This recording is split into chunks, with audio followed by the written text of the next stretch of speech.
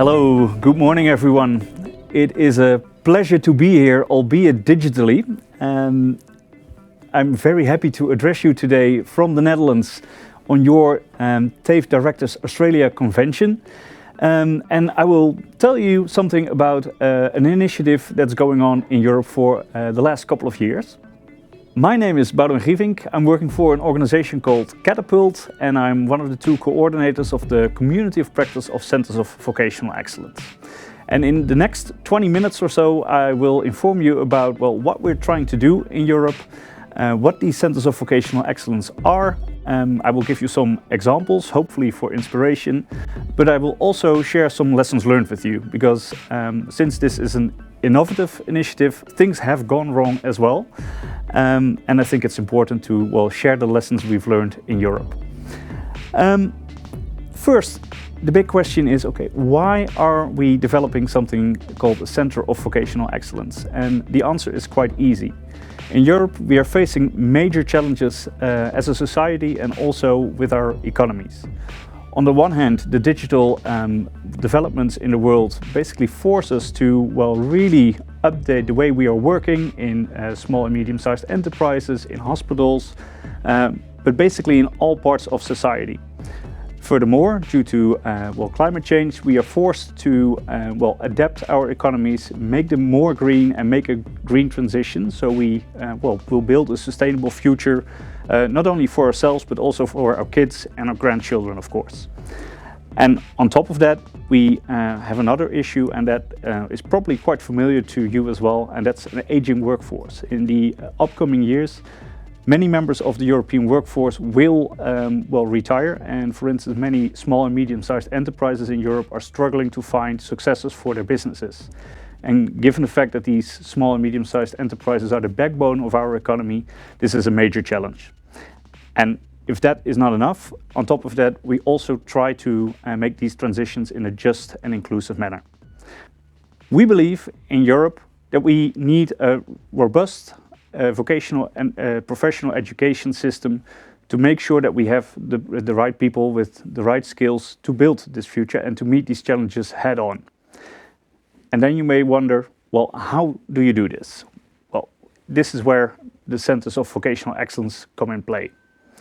And maybe, since I'm addressing you digitally, I can take this moment as well that I won't be offended if you take your phone out to scan these little QR codes throughout my presentation, because they will give you additional information on the Centers of Vocational Excellence and some of the examples that I will give you.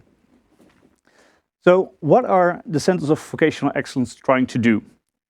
Basically, these initiatives are networks of stakeholders, so of vocational education providers, governments, but also companies that together are working on the challenges that they face in their region. This can be the skills that are being taught in curricula, but also in attracting enough talent to the specific sector.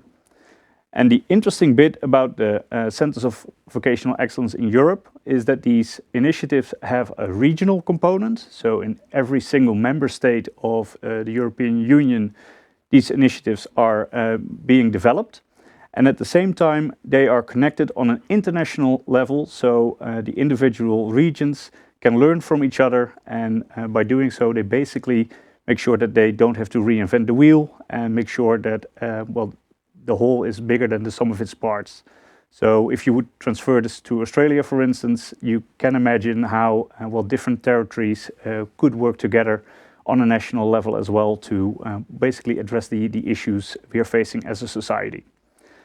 Another characteristic for the Centers of Vocational Excellence is the high involvement of industry partners and regional and national governments. Usually, at least in Europe, when we're talking about education, this is done by the educators, by vet educators, by higher education, by universities. However, given the quick developments in society and in the industry, we believe that it's not possible anymore to solve labor market issues by yourself. You really need to collaborate. And this is what the Centers of Vocational Excellence are doing. They are bringing together the companies, the schools, and the local governments, regional governments, to work together on the labor market issues and the gaps in terms of skills. Throughout Europe, these centers of vocational excellence are sponsored by the European Commission. There's quite a generous subsidy program through the Erasmus program, and again, if you scan the QR code up there, you will find all the technical details about this call. But basically, in the upcoming years, the European Commission will fund up to 100 centers of vocational excellence with about 400 million euros to set up these networks in the various parts of Europe, but also connecting them across Europe. Similarly, we also see national initiatives following the example of the European Commission. So, for instance, the French have developed their Campus des Métiers et Qualifications, which is a different name and French name for centers of vocational excellence. And similarly, we have public-private partnerships in the Netherlands, where I am from. Now you may wonder, what is happening or what has happened over the last couple of years? Well, if you want to go into detail and find out which centers of vocational excellence have been developed, you can go to the network map behind me by scanning the code and click on the different markers. But basically what has happened over the last 5 years is that for various sectors, centers of vocational excellence have been developed. So personally, I'm involved in a center of vocational excellence on water and a center of vocational excellence on urban greening. And I will show you later on an example of what these projects are doing. Furthermore, if you want to see a full list, we also have like a small animation over here that you can see, and usually the names of the centers of vocational excellence give away what they are working on. And apart from the sectoral centers of vocational excellence, there's also quite a few that are working on transversal themes like inclusion on the labor market, green skills, or digital developments for small and medium-sized enterprises. So there is quite a variety between the different centers of vocational excellence, but what they all have in common is that industry partners and education are working together to solve the labor market issues. And all these centers of vocational excellence, together meet in the community of practice of the centers of vocational excellence. So this is a grassroots initiative, basically bringing together the project leaders of all these initiatives, making sure that we can learn from each other and make as much impact as possible. Then, to give you an example of how a center of vocational excellence works, I'm happy to present to you the European Platform for Urban Greening, an initiative that started in 2020. And I think this is a very nice example of the dynamic within a center of vocational excellence. So what is happening in every region of this platform, and there's 6 European countries involved. In every country, the partners, so the companies, the governments and the schools together make a needs analysis of what is going on, what are the latest developments in industry, and what are the challenges that they are facing. So for instance, raising public awareness about the benefits of urban green as a measure for climate mitigation, recruitment for the green labor market, knowledge transfer because the technical developments in the sector are going very quickly, but also how to make sure that the education is up to date and that graduates have the right skills as soon as they get out of the school, so they can go into the work process straight away. After identifying these needs, the partners co-create solutions. So for instance, the Worlds of Green is an example of how companies and schools together are reaching out to students to make them interested for a career in the green sector. In case of some needs, there might be a need for additional knowledge. So for instance, in Denmark, the companies really wanted a lifelong learning program for biodiversity for their workers because contractors were basically demanding this in tenders. The school then offered a lifelong learning course, but since they didn't have the latest expertise on biodiversity within their own school, they used the European platform to fly in professionals and teachers from other schools in the network, in this case, the Netherlands. Well, these solutions are then piloted by the partners together. So to stick to the example of the biodiversity course, The workers of the company were using the materials and taking the course, and based on this feedback, improvements were made. And one of these feedbacks was, for instance, that the people working in urban greening, that they don't like to read as much, and that they are quite often on the road. So it would be better to have a podcast informing them on the latest developments on biodiversity, which was quite a good insight for the school as well in terms of delivering their content. And if these solutions work, then they are shared again across the 6 countries within the network, so other countries can also use this solution for their region. And then basically the circle starts again. When looking at the broader range of the Centers of Vocational Excellence within the community of practice, we see a number of typical activities. And one is sharing digital learning materials. So for instance, in the platform of Vocational Excellence Water, every region has its own specialism in the water sector, and they are creating digital content for their own students, but by developing a European platform in the cloud, they can share these materials with other regions as well. So by doing so, not every region has to develop that expertise themselves, but they can share through the cloud and using mobilities to visit each other, for instance, for staff trainings. Another example is the sharing of facilities, and there is one Center of Vocational Excellence that focuses on offshore wind turbines. And you can imagine that it's quite costly to have such a turbine in your training facility. And what the partners are doing here is basically to have train-the-trainer sessions, sending staff members across Europe using the different types of facilities in the different countries. So by doing so, they basically create like a big access to facilities that otherwise would not be available to the teachers. Another activity that we see quite often is the use of innovative education formats like hackathons and design thinking. Because also the way the education materials are delivered to the students has to change sometimes. In some of the projects we get examples of how Gen Z does not like to be in a classroom anymore, does not like to be addressed in the way we used to be like 30 years ago. So the COVIs are working together with the companies and the schools to update the way education is delivered. And one of the examples here is from the Urban Greening project, how the companies in the project said, okay, let's organize a hackathon, let's invite startups with latest innovations. So for instance, to develop smart roofs using sensoring, Internet of Things, and AI. And let's invite students to work with these innovations and see what they come up with. And on the one hand, content-wise, we got very nice solutions that the companies were very happy with, also happy to bring to their customers. But to me, the most beautiful result was students saying, okay, I never thought this was possible for me. I really love working this way.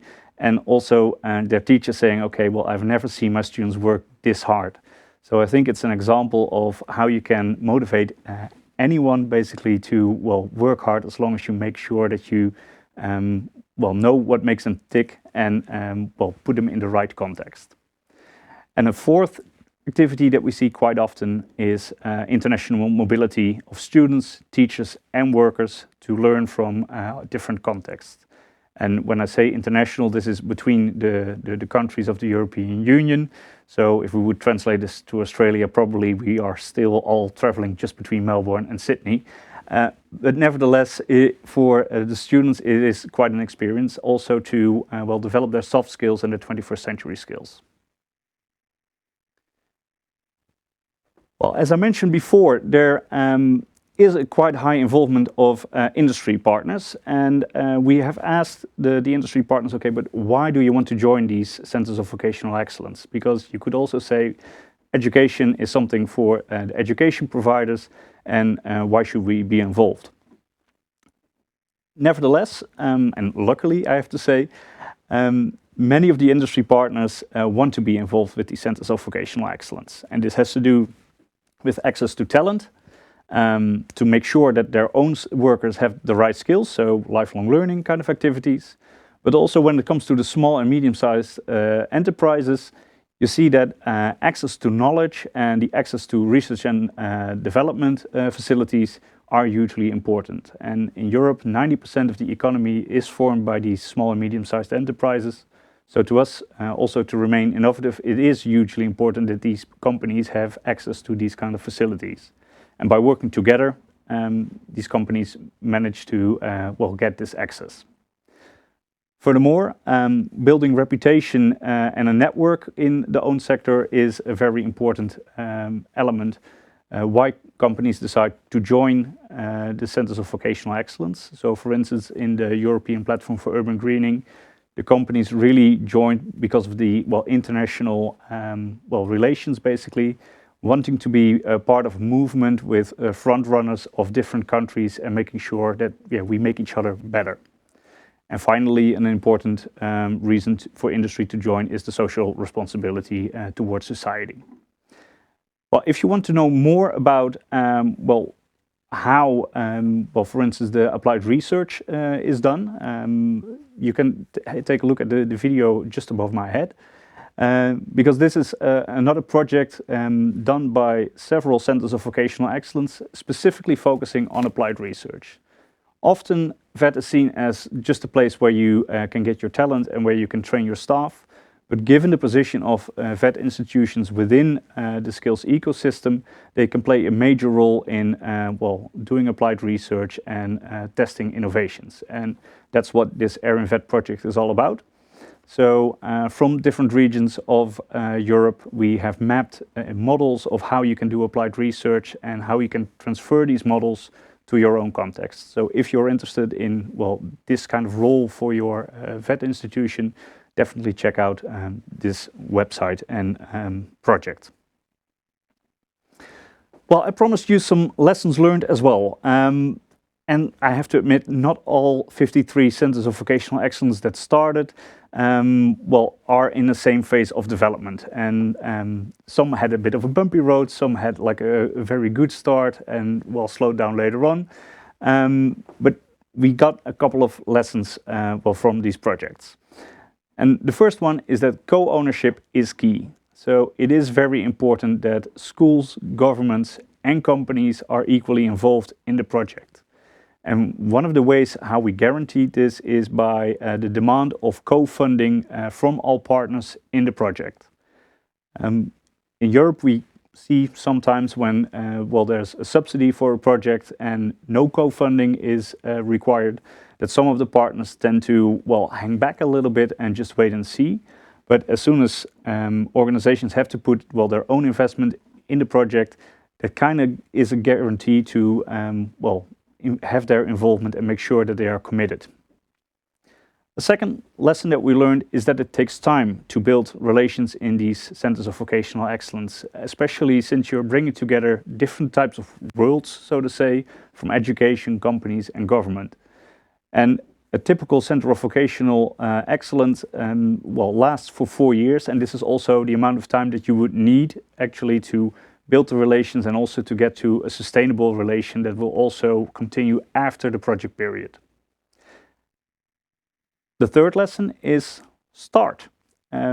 Sometimes people have the tendency to make very beautiful plans and action plans and do very extensive research and analysis, and by the time it's done, after 2 years, the situation has changed and nothing has happened. So that's why we recommend, if you see low-hanging fruit, start working on that. Create the successes within the COVI and use those successes again to build upon and expand the collaboration. So one of the examples we see is that quite often people say, okay, we need to do an overhaul of the entire curriculum, but that's incredibly difficult and time-consuming.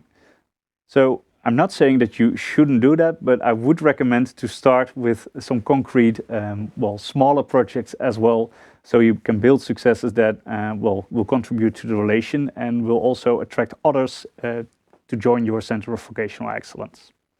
And that also has to do with the fourth element. Focus on impact. Focus on where you make a difference for the people that you do these kind of activities for. So for students, for teachers and for companies. If students and teachers are enthusiastic about the Center of Vocational Excellence, Usually, like the continuation of these kind of projects and activities will not be as much of a problem as when you're just, well, developing something that is a little bit vague and where it's not clear what the added value for well, the different target groups is. So make sure that you focus on this impact. And also, since well, you're in a wicked environment, so to say, with different types of stakeholders, focus on problem-solving behavior. You will have to be flexible. You will have to make changes to the original plans, and as long as you do that, I'm pretty sure that you will succeed. If you want to know more about these lessons learned and also see some examples of the impact that the Centers of Vocational Excellence make, if you scan the QR code on this slide, you will go to a publication by all Centers of Vocational Excellence showing you what they have done and what they have learned. So you can also use this information, well, maybe in your own situation when talking to government officials.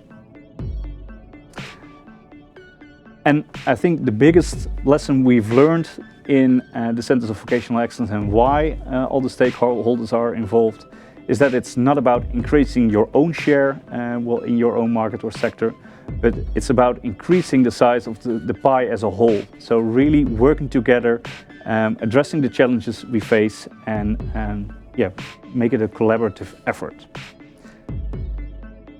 Now, we are a European initiative, but that doesn't mean that we are solely European. Actually, we are quite happy to share our knowledge and work together with others.